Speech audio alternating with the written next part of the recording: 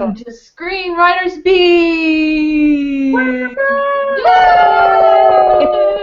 Hi! Great to see you all back again for episode 31, Loglines. Wow, look at that. We are so cool. Oh yes, and if you've noticed, it's Hat Day at Screenwriters Beat. That's right. We've got a nice variety of hats. Every day is hat day for me, but We're joining you. Okay. Well, we like them. They're very, very clever. I like Margie's, the screenwriter hat. That's a cool one. My son bought this for me in LA when he was visiting. Oh, nice. Oh, brilliant. Well, guys, welcome back. Come on, Heidi got the sombrero. Come on. Well, yeah, this one sombrero. Sombrero. Heidi, did you earn that somewhere? I earned it by having a birthday at the Mexican restaurant. Yeah. I didn't know they actually gave you the hat. They made you wear it. Yeah. Well, let's say hi to our incredible audience out there. Welcome back for another Screenwriters Beat.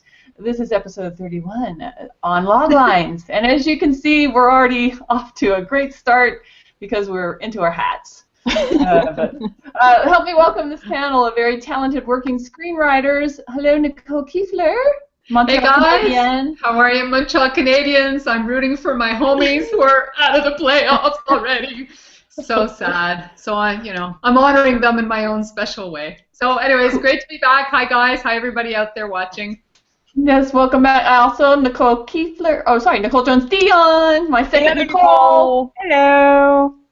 Welcome. We're in the 30s now. Where did our youth go? I like the 30s. It's a good age. Margaret Risley, welcome back. Hi everybody from all the way down under. It's nice and sunny and lovely weather here, even though it's supposed to be winter, but not where I live. So yes, it's very nice, lovely, love it. We're at that crossover time where everybody's weather should be okay, right? Technically. Yeah, technically, right? Technically. Also, welcome Heidi Mastrogiovanni. Ole. Hi, guys. Hi. And thank you for bringing us together again. It's great to be with this wonderful panel of friends and colleagues, and welcome to our audience. We love you. Yes. We love you. And we hope you're wearing your hats, as is Eric Ingram, styling. Hey, that's the only way I know. Anyway, sorry, I don't know where that came from. But, no, hey. Well, real. I know, that's right, that's how we do, all right? Yeah. Okay, no, seriously, it's so good to be back, so glad to be part of number 31 with this great panel. Let's go, let's get into it. Let's get into it. Yes, guys, Loglines. Yeah. Oh, my gosh. So, we should probably just say the basics for those of you that don't know. If you don't know, I'm really surprised you're watching the show, but that's okay. What is a logline? Nicole Kiefler, what do you think? What's a logline? Should we give everybody the... Well, it's a 1 or 2 maximum sentence sort of quick shot of what the movie's about. That includes your protagonist, his or her goal, who the antagonist is, and some kind of obstacle that's going to prevent the person from attaining their goal. All done, but you want to tell the story, but at the same time, like really quickly, so that basically you're not giving the ending away. So you, instead of telling the story, you want to just sell the story. So it's giving like a taster and a teaser in 1 sentence, maximum 2. They're very tricky to do, in my opinion. They do very well. Yeah, they're hard to do. For people that are writing 100 pages to tell a story, you have to do it now in a sentence. Yes. Yeah. Great definition. But let Nicole Jones-Dion, once we know what it's for, like it's a great marketing tool, what then do we need to know? Well, I mean, like Nicole Kiefler was saying, they are incredibly important, and it's a skill like any other skill. You have to hone it, you have to figure it out, because if you can't write a good logline, if you can't compress your story and sell it in 1 sentence, you will probably never sell your script. So this is like one of the most critical, other than learning how to actually write, learning how to write a good log line is probably one of the most critical skills you can develop if you want to be a working writer. Yep, I would agree. Eric Ingram, do you write your log lines first ever, or do you wait till you finish your script? Very rarely at the end of the script. I may go back and tweak it at the end of the script, but I got to know where I'm going. So I got to kind of know what it's about, beginning, middle, end, protagonist, obstacle, try to have a little twist in there somewhere. But yeah, you can't go on a long journey like this to write a script and have no idea what it's about. That's kind of like the worst thing. Cool. Yeah, write a rough one first. Yeah.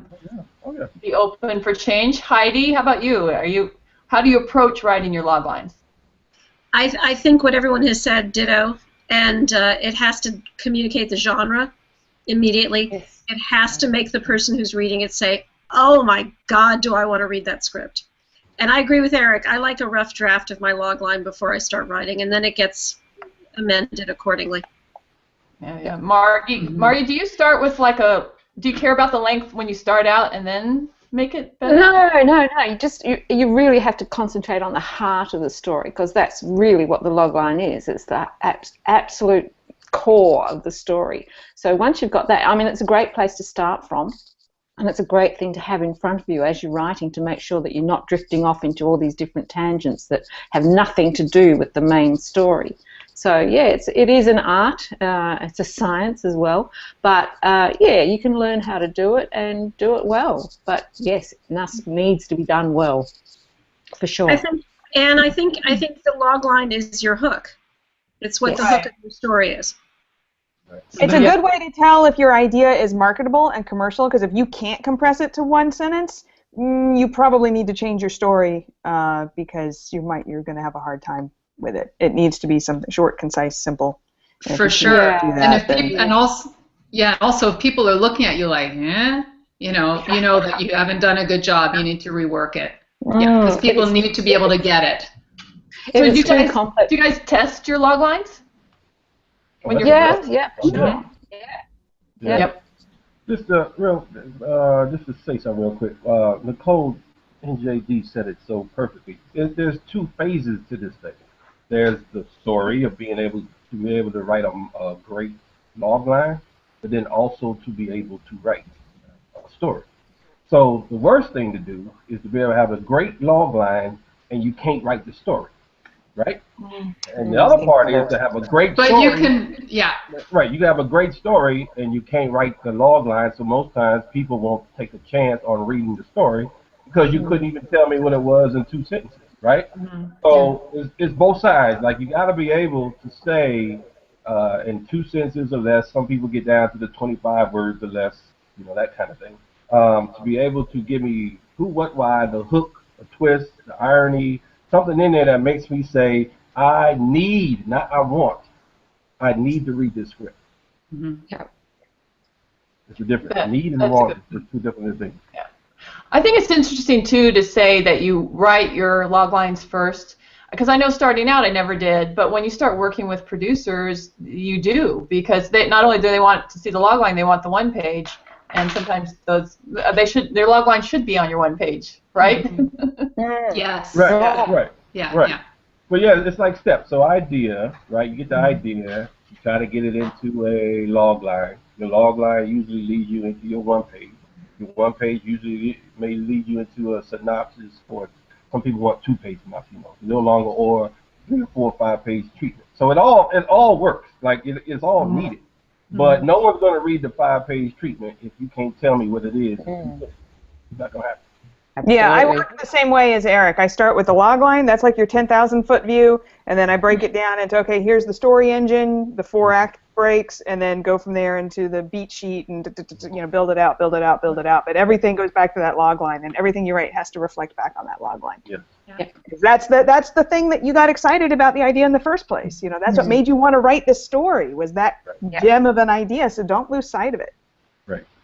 Right. Do you all keep it by your computer or something when you write it? Well, after you've internalized it, I actually have it here. right? Yeah, right there. Okay. Yeah, same here. But so, I think when I first start out, yes, I do refer back to it as I'm plotting out the story. I refer back to it Right. often. But then once you start writing, you know exactly what it is. Mm-hmm. Yeah. I know a lot of times some of the groups we belong to online, people post their log lines online and then let others help them Yes. make it make sense. Have you guys ever done that? I've never really wanted to make my Yes. log lines public.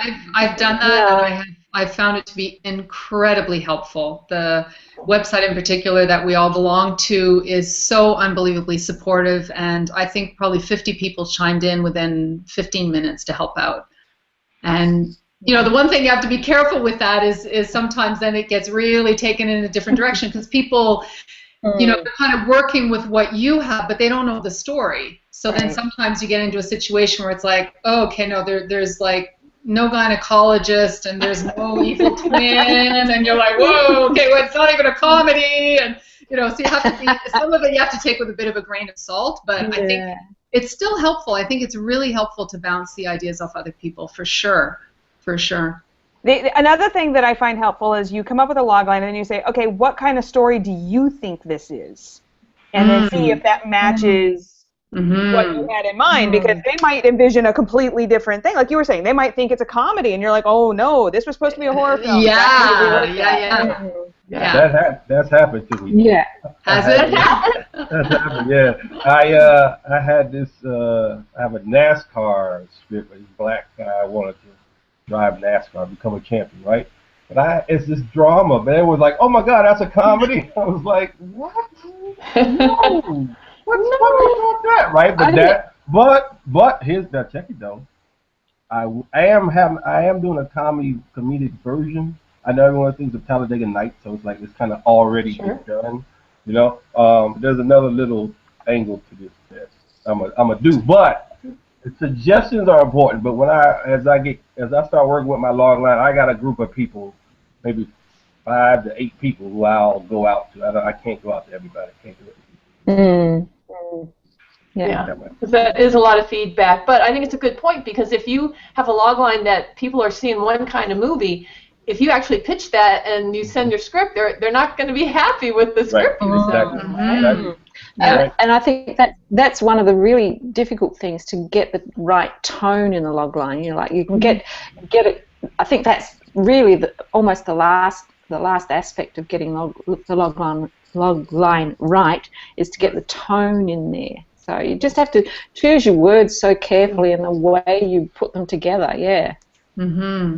Right. If it's a comedy, they should laugh.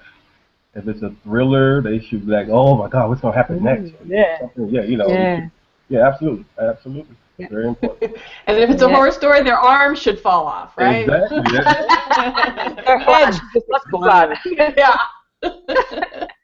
Those cool. Well, I think we definitely know now what a logline is, and it just sounds like you just jump in at some point with the big hook of your story, right? Yeah. Yes. But you might not. You won't know that until you actually write the story. Well, you should know it with your concept. You should have some idea. Right, but like for instance, most of the time, especially when I do a thriller or something like that, and I know there's a twist coming at the end. I don't really know. I know there's a twist coming, but I don't know what the twist is.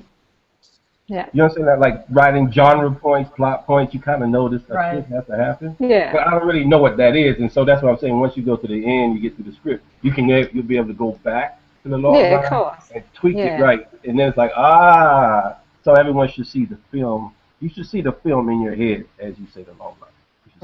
It is true. You do need to see the ending, right? Because that should not be a secret. Right. Yeah. Because a lot of people.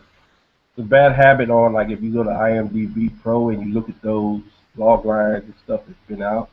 The log lines are very vague, and something happens that will change the course of the world, like, right? But those aren't the log lines that sold the script. Right. I don't know. Even on the tracking boards, do you think those log lines are that accurate? Because they don't all read it. I don't think so. accurate. I don't. I think that they try to what's the word, obfuscate, where they try to actually purposefully make it vague, because some of these ideas are so, the ones in the done deal type things especially, because they're so high concept, that they do try to distort them a little bit. Right. Yeah. Be careful. Yeah, and often they won't even give a logline, will they? They'll say logline withheld or whatever. Yeah. Yeah. Like, it's a thriller. You're like, Right. Right.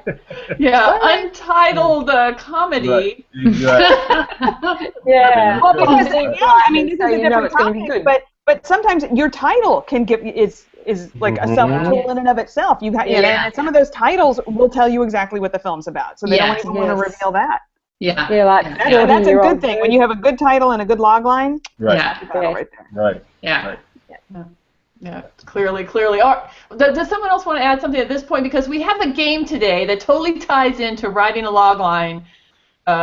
It's going to be probably our worst game ever. Looking forward to this, Nicole. Okay. Well, you know what? I'm going to withhold judgment until we're in the middle of it. Right. Yeah, That's right. That's right. All right. So, all right. We're going to do this. It's called the Logline Game, and we're each going to add an element. This is not for a real story. Our lovely Marla Hayes did donate a logline for us, but we just felt that might be an area we shouldn't get into. So we're creating a logline, and anyone out there may use it to write a movie out of it. It's our gift to you. It's our gift. Yeah, that's what we'll call it, a gift. All right, I'm going to make notes while we do this. But let's start out.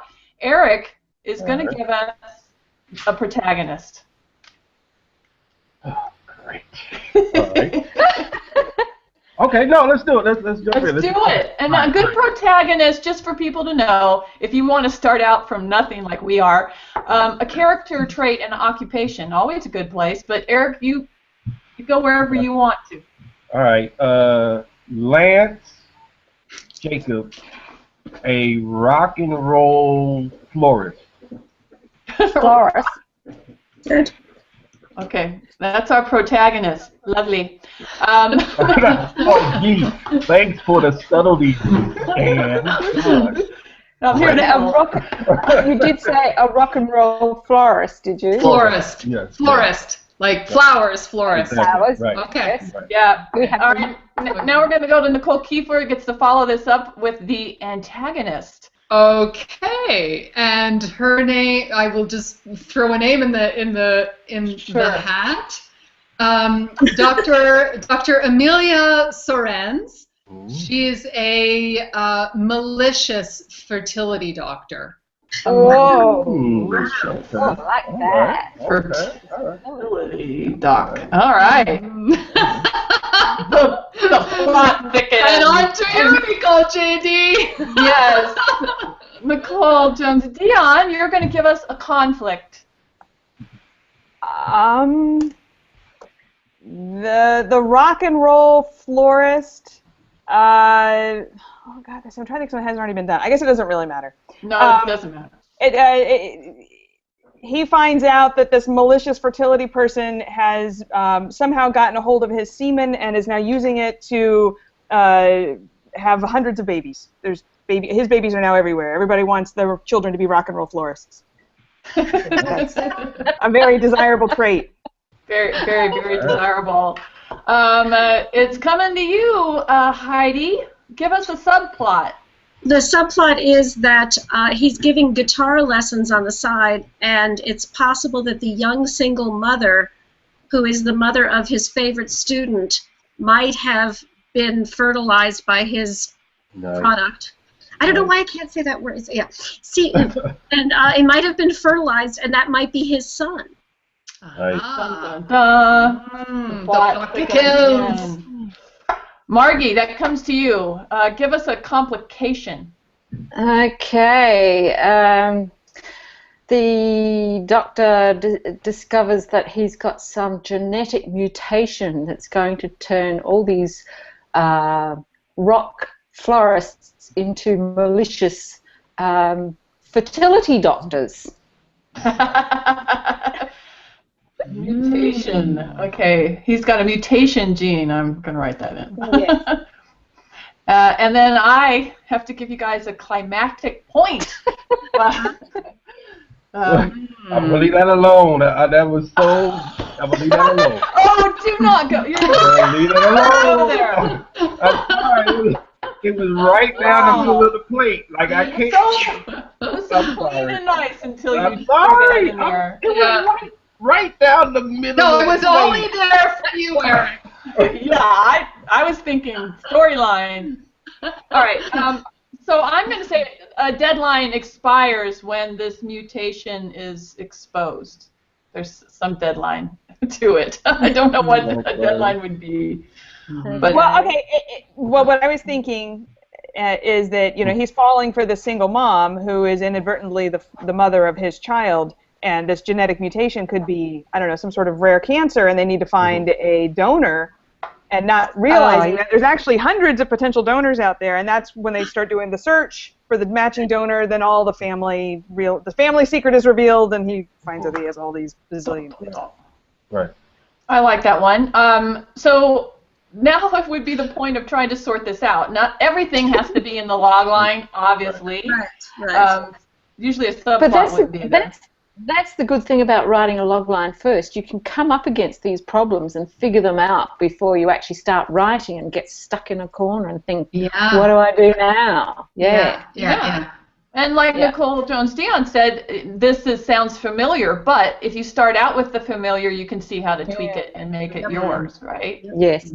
Yeah. So just to recap, and anyone that wants to play along here on the panel may turn this into a better log line, something less clunky, is that we have our protagonist, a rock and roll florist, has discovered that a very malicious fertility doctor has secretly taken his sperm and infected many people across the world with it, especially a student who he is giving guitar lessons to.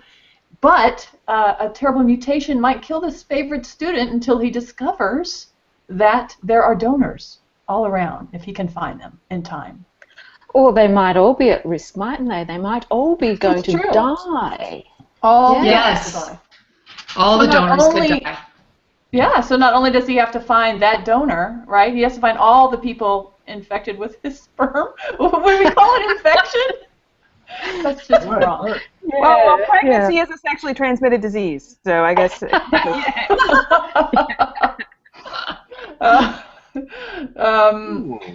I don't know about this log line, but it is a start. Does anybody have a title for this movie? It would depend on the genre, of course. Yes. Undue date. I don't know. Undue date. If you like that. That would, if it were a horror story. Right. If it were a horror story like Insemination. Yeah, you can have a 1, 2, and 3 of those. Wow, as he tracks down the rest of his sperm. It's a franchise. Yeah, big franchise. Well, you better extend that expiry date to make it a franchise. Then otherwise, we'll be running out of time. Or the cure that they come up with only just buys them enough time to make a movie. It kicks the can down the road. That's it. Unless anyone wants to add something to this incredibly clunky, awful log line that we've created. Can I just add something? It's not a solution, but it's just, I think it just speaks to how challenging it is to do it, because probably right now you've got about 4 sentences in there. Yeah. Right? And so what we've got to do, either tonight or just as people, as writers, we have to then take those 4 sentences, which kind of have all the information that needs to be conveyed, and bring it down to 1 sentence, if not 2 at the absolute tops, and make it really tight. And that's the challenge. So now we've got the 4 sentences. What do you do with that? Yeah. It was something like the donor, the sperm, the But that's what you have to do. But that's really the work. Like, that's the work. Okay, you kind of go to everything in that. The jargon of that arena. So we're talking about vitro fertilization. So you got to think of all the words you can come up with about that kind of stuff. You just use it. That'll help you with a title. Right. And you wouldn't put the subplot in the logline because that's a complication. It's too much. It's too so long. You would just say, you just say something like a florist whose donated sperm discovers it's been mutated.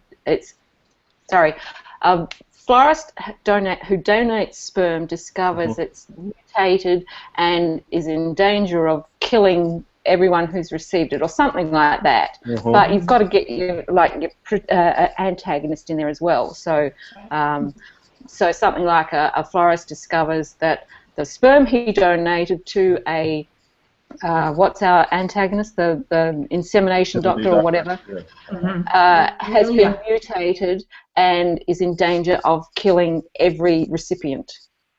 So yeah, just narrow it down to the. I mean, that's still crappy as all hell. Like something like he was finding the children he never knew he had to save the planet from disease. They're ticking time bombs of death. There you go.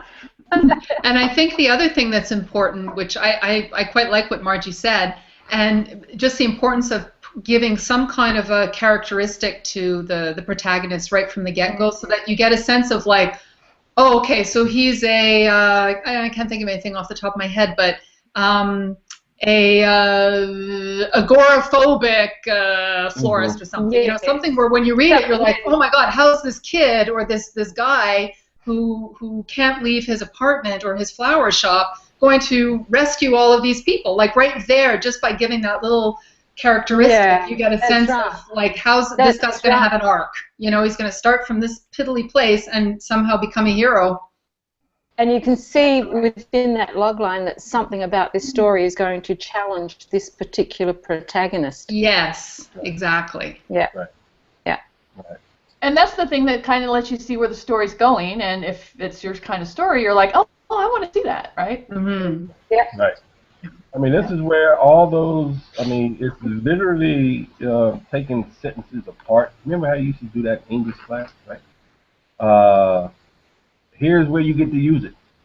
The character you break down, is this the right character? Is this the best character? What kind of, all right, what's his problem? Okay, what kind of problems can you have? Because the problems will tell you the arc, the character arc also. So, what's the verb? Okay, is he going to struggle to overcome? Is he going to, is he racing? You see what I'm saying? Like, you start breaking this stuff down, and then you start narrowing it down and winnowing it down, and eventually you start putting pieces together like a puzzle. So, this is the work, yes. Yeah.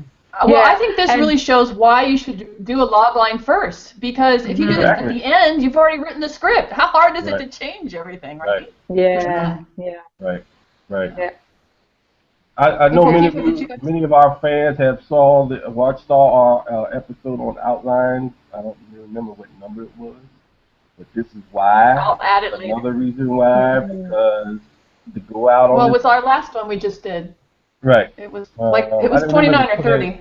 29, it could be 29 or 30. But this is why, because everything is giving you direction on where to go, where to write. For sure. You know what I mean? So you can't just hop in the car and just drive across country. You have no idea what road to take. Can't do it. Yeah. Yeah. Shouldn't do it. And just somebody did it. This becomes your GPS. Yes. Yeah. There you go. Bam. Good analogy. Very nice. I love it. Well, guys, I don't think that's our worst game ever. It was good. The logline was bad, but it proved our point. Right. Those loglines first. Yeah. Here's another thing. Even though it may be a high concept thing, right? Sometimes the high concept one just falls in your lap. Beautiful, right? Those are the great days, right? But even when you start working with that one, it's going to change usually.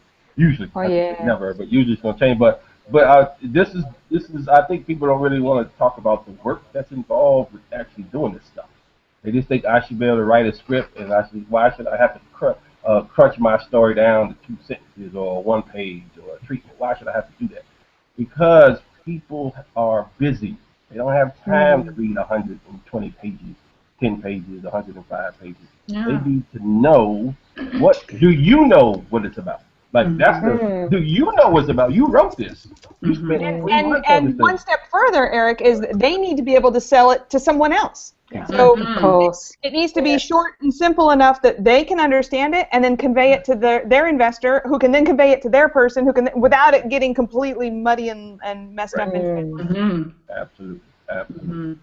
So it just because sometimes it feels like the writer wants to be a rebel. Like I don't follow rules.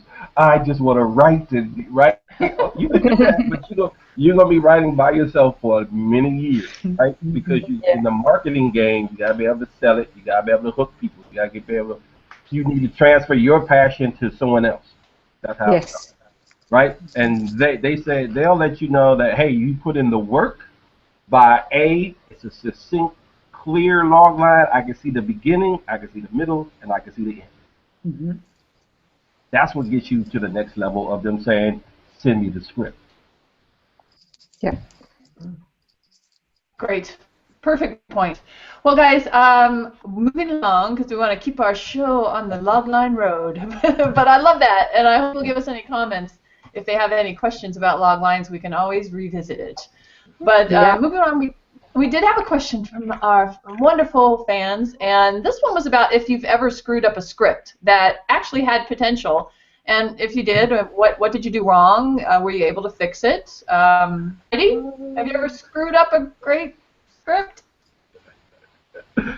Yes. All right. I don't know if Heidi can hear us. Eric, you seem like you've. Heidi. Oh, was that for me, honey? I'm sorry. Okay. I was just starting with you. Yeah, Heidi's never screwed up any script. She writes brilliantly the first time. There are a few scripts from the beginning where I would not go near them to read them because it would just make me too sad and depressed. For me, the way I've screwed up, I was thinking about this when you sent out the outline, Anne, is in the beginning it was just by keeping things too superficial and not having any subtext, and just writing very on-the-nose dialogue that's wooden. And there are a few that I just, if I get the courage to go back and see how awful they are, I'd like to rework them. Courage, wow. Yeah, actually, that's a good point about reworking, because like when you say, have you ever screwed up a script? I think everybody, to some extent, does. Nothing's perfect, but you've just got to get it down, and then you can figure out what's wrong, and then you can work on it. It's just part of the process, isn't it? Yeah. I know. I have written a true story script, and that's very difficult because, I've fictionalized it, but it's very hard. There's so much exposition, and that's very difficult to dramatize. And that's a trap to fall into, exposition in a true story. Whoa, a big one. Yeah. A problem that I had, and this was something I always, it's like I tell other people and then I don't follow my own advice. I was working on an assignment for these guys, and I thought they wanted a certain tone of script, which was kind of fun and light and campy. Because when they said they wanted something fun, I heard campy and silly and whatever. So I wrote them this fun, campy thing, and they came back and was like, no, we wanted something serious. And it was a completely different story, that completely changes it. So, tried to go back and fix it, but, at that point, the damage with the relationship had already kind of been damaged, and it was like our communication, we clearly weren't on the same page. So, very important, especially when you're working for someone else, to make sure that you're on the same page, and whether they want a comedy or not going in. Yeah. But, so Eric, you were really going off. What did you do? What I did, it was a lesson. Like it's all part, the school of hard knocks, as they say, right? You got to go out there and try stuff. So I had a script. It was comedy, right? And it was pretty funny. I'm not just saying that. People was like, it's pretty funny. Okay. And what I did was, in order to quote unquote make it better or more commercial, right? I started listening to what the feedback that people gave me, right? And it went so far off course. Far off course. That almost I can't even look at it right now. Still to this day. But it also taught me something. And what it taught me was know why you're writing the story, and remember the voice and the little conception of the idea and all that little passion, that little burst, that little spark. Like you have to keep that while you write it, because if you start adding in all, too many chefs in the kitchen type thing, next thing you know, 20 drafts later, you're looking at a story, you have no idea what it is. Yeah, it's all diluted. Yeah. And that kind of comes back to the log line too, because if you have your log line locked down from the get-go and you keep referring back to it, it should theoretically prevent that from happening. At least this reminds me of when I first started screenwriting. I was going through a state funding body and had a script editor assigned to me, and this script that started out as a thriller, a really tense thriller, ended up, after listening to the feedback from the script editor, the title change might give you an idea. It went from Picture of Guilt to What I'd Do for Love. Very different. It became this light, fluffy nonsense thing. Of course, I missed out on further funding on that because I listened so closely to the script editor. I had the same, but in reverse, because I had a feedback thing. I had a comedy script that had some action in it, but all the feedback was like, I don't understand this scene, and they changed it and made it more of a thriller. But I looked back, every scene that this person didn't understand was the comedy. And they later told me that they actually don't like comedies. So know who's giving feedback. Yes. Nicole Kiesler, have you had that too? Oh, yeah. It just reminds me of exactly what Eric said, where I got coverage on a script and it just got lost. The whole thing just went through so many drafts, and at a certain point, you're just left with, got this puzzle on my floor, and I kept reworking it and going back to the outline, and it's like I started hating it. The whole process of writing and loving what you're doing and feeling passionate about it was like, this is just crap. I hate this story, and yet I felt compelled to finish it because that's just part of who I am. I just didn't want it laying on the floor of my living room and taking up a lot of room, so I finished it. But again, sort of like what Eric said, it's like I listened to the feedback because it was professional feedback, and in the end, it was like it wasn't helpful. Probably if I'd sent it to another person, it would have come back with like a totally different take. And so I don't know. Yes. I think it's a rite of passage for Yes, I think so. Right. Yeah. Cool, guys. Hey. Sorry. No, finish up. Little tidbit. I think the biggest thing is we don't, especially at the beginning, you kind of don't really trust yourself. You kind of think other people know. Other people may know better. I'm not saying that someone gives you a good note. That's not what I'm talking about. I'm just saying, like, that little thing inside you that says, this is not right. Like, this is not right. But we won't speak up because we want the job, and we're beginning, and this is our dream, and blah, blah, blah. But you got to be able to know, like, no, but that's not what this story is. Like, you got to be able to, you can't be afraid to, I don't want to say fight, because people get that start to think that means everything that someone says, you're supposed, no, there's supposed to be an elephant, not a tiger. Like, it doesn't really make sense. But, I'm not going that route. What I'm just saying is, we just kind of don't trust ourselves that we kind of have a story instinct, like you kind of know what is supposed to be happening, and sometimes we just kind of let that go. Yeah, well said. Yeah, very well said, and that's a good point because you remind them because they'll know too if you phrase it the right way. Yeah. Guys, we've come to the end of another show, and since we still have one more to do, we have to wrap it up. And I'm glad you still have plenty to talk about. But let's sign off. Tell us a little great quote or motto for screenwriting. If we haven't given everybody out there enough of a impulse to go out there and write, and we need a little bit more. And this is where we'll go. Let's start off with Nicole Kiesler. Thanks for being here. It's just something I came across tonight. I have no idea if it's a popular thing or if I'm, anyways, I found it on this Rain Dance website, and it just, I felt like it pertained to Loglines that we're talking about tonight, where it just said, don't tell the story, just sell the story. So it's like just, just really get it in there in a little nutshell and just nail it and sell it.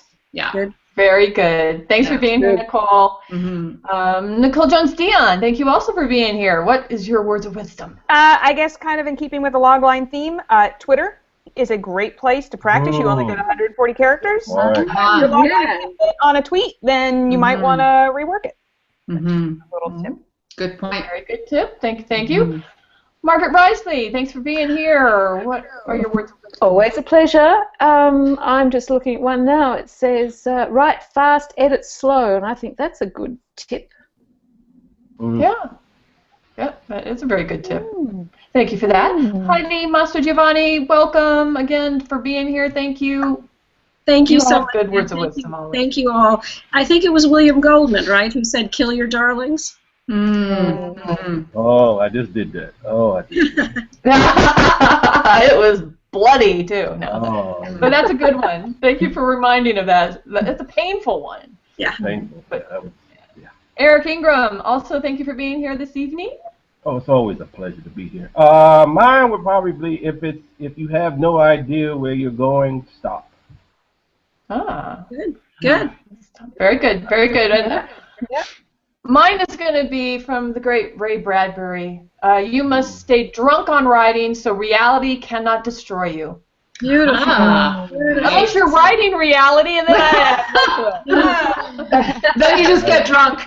yeah, then just stay drunk forever, right? Okay. They do drink a lot on those shows, don't they? Well, guys, thanks again for being here. That wraps up another episode of Screenwriters Beat. Please like us and ask us questions. We love to talk. We do about screenwriting. Bye, everybody. Bye, everybody. Bye. Bye. See you next time.